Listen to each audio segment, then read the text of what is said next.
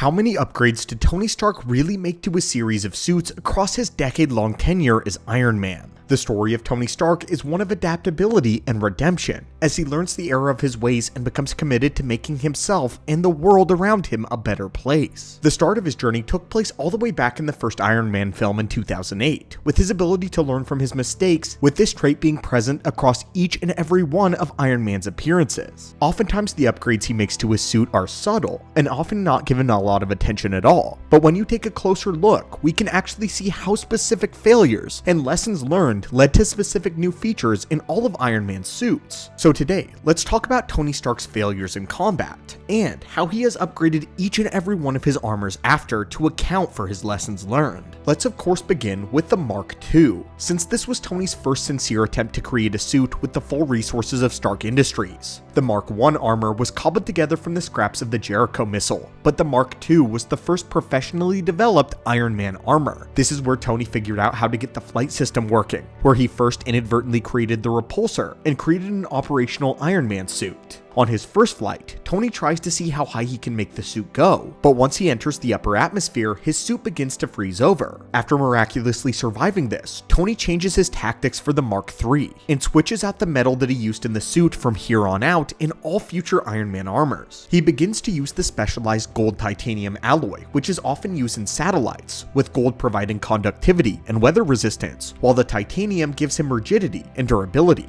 It is after this where we see the Mark III, as the Mark III serves as his primary suit for the remainder of the first 2008 film. This suit is a tank and is consistently durable, but what we'll end up seeing is that Tony begins to prioritize mobility and flexibility over rigidity, but more on that in a minute. When we get to Iron Man 2, there are two primary issues that Tony Stark faces, and the first is a matter of deployment. The Mark III requires an apparatus of machines and a flight suit in order to work properly, but Tony understood that he won't always be able to get back in home in order to suit up, so he began working with more condensed models. This is where we get the original design of the Mark V, the suitcase armor that he uses on the racetrack in Monaco. The suit is not particularly strong, as it's picked apart fairly easily by Whiplash, where the Mark III and Mark IV would have been much sturdier designs. As we've mentioned before though, the point of this one was fast deployment at a moment's notice, hence the suitcase design, and this desire to prioritize mobility and immediate access will be present in Tony for more models going forward. Tony also begins to deal with the effects of onset palladium poisoning, which wasn't a flaw of the suits themselves, but rather the arc reactor specifically.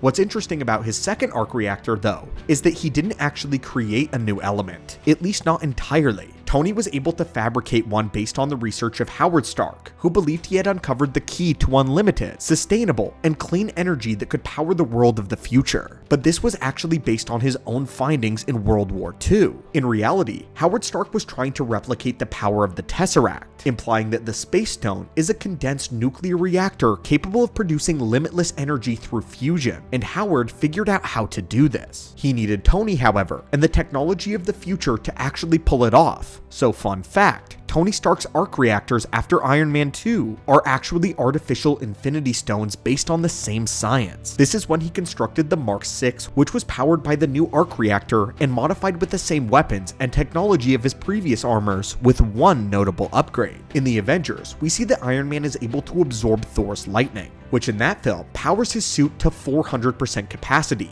and this is a lesson that he learned of course from Whiplash. While on the racetrack, Whiplash not only struck him with the whips, but he was ensnared in them as well, and he was able to channel energy that damaged Tony's Mark V. It incapacitated Tony enough to be noticeable and to nearly cost him the fight and his life. So after this, he ensured that the next time someone used energy against him, that he would be ready. From here on out, he's able to channel Thor's lightning in other ways as well, but this is the first instance of him learning from this mistake. Another interesting thing about the Mark VI, though, is that this is one of the last instances where Tony has to be in a specific location in order to deploy the armor. On the helicarrier, it was his own chamber where he keeps the suit stored away, and in Stark Tower, Tony has a design system that can apply or deconstruct the suit from the tower. While these are both much more mobile than his previous suits, he still has to get to the suit or to have it deployed in order to get the suit on, which is what makes the Mark VII such a landmark achievement. The Mark 7 is the suit that Tony activates while falling from Stark Tower, and this is important because it's the first time we ever see a suit being proactive and going to Tony rather than having Tony go to it. We'll see a few more examples of this later down the line though, but this is a monumental achievement, not only because the suit can now deploy on its own, but it's got a similar level of durability and rigidity to the likes of the Mark 4 and the Mark 6. The Mark 5 fell short because it was thin, but Tony now figured out how to balance mobility and rigidity. The Mark 7 also has the first time where we see thrusters beyond just hands and feet. When Tony is redirecting the missile into the Chitauri wormhole, he activates 2 twin chest units that help him bank more easily, meaning that he's also been working on his in-flight mechanics. And when we get to Iron Man 3, going back to deployment, we see that Tony can do this at a moment's notice now, which is why the Mark 43 was designed specifically to be activated from anywhere at any time. Tony embedded chips into his own body to make sure that he was never separated from his suit for too long ever again. And even though Tony wears other suits, the Mark 43 will always be available to him no matter what.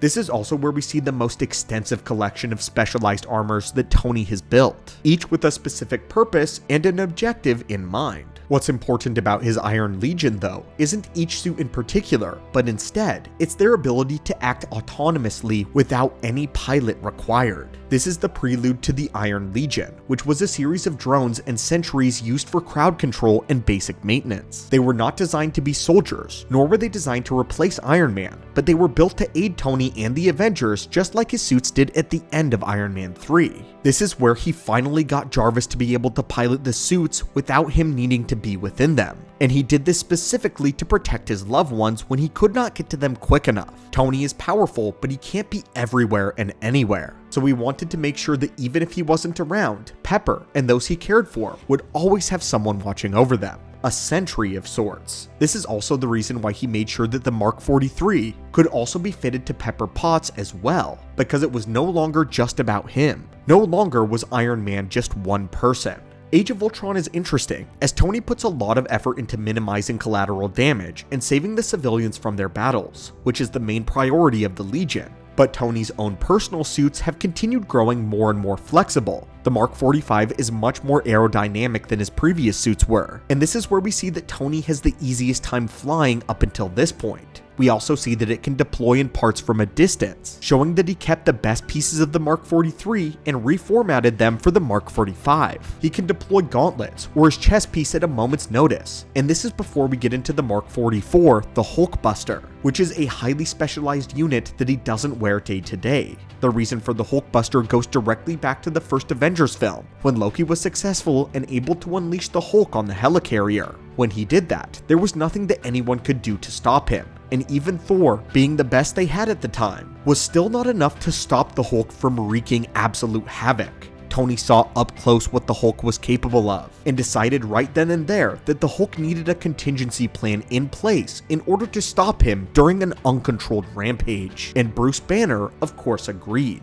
This is also why the Hulkbuster is attached to a satellite, designed to deploy anywhere around the world as soon as it was needed. And in Avengers, it found its way to Africa within minutes of Tony activating it. Up until this point, Tony has done a very good job of patching the weaknesses of each of his suits, but as we would come to learn, the number of enhanced persons was quickly rising, and it hit new heights during the Civil War story. In Civil War, Tony has gotten a lot better at a condensed defense weapon, showing that he's always looking for quicker ways to deploy his armor. But this is where he wore the Mark 46 and discovered several new weaknesses in his suits, beginning with the airport battle. It is because of Civil War and afterwards that we really do see another jump in Tony's power and ability to create powerful armors. Until this point, Tony did not know anything about Scott Lang or the fact that Ant-Man would be aiding Steve. During the airport battle, Ant-Man is able to get inside his armor and he begins to dismantle it from the inside out. While Tony was able to use a fire suppression system to get him out of the armor, it was still a gaping issue that Tony had not noticed before. At the end of the fight, Rhodey is blasted out of the sky,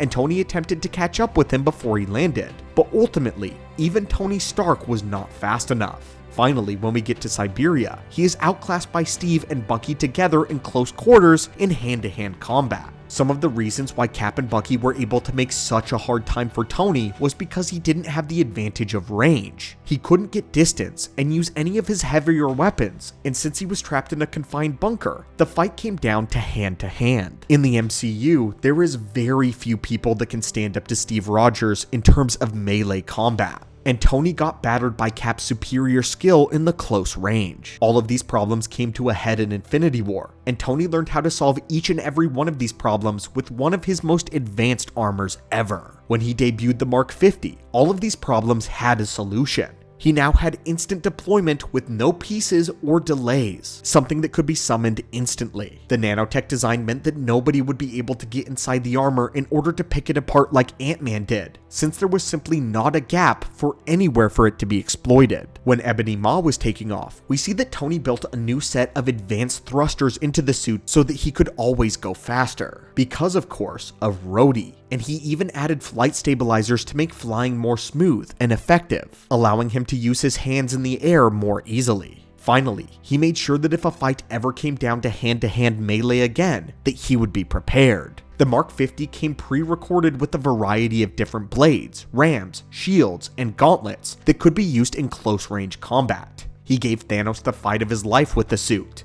but even the Mark 50 was not the end of the line, and not the end of the brilliance of Tony Stark.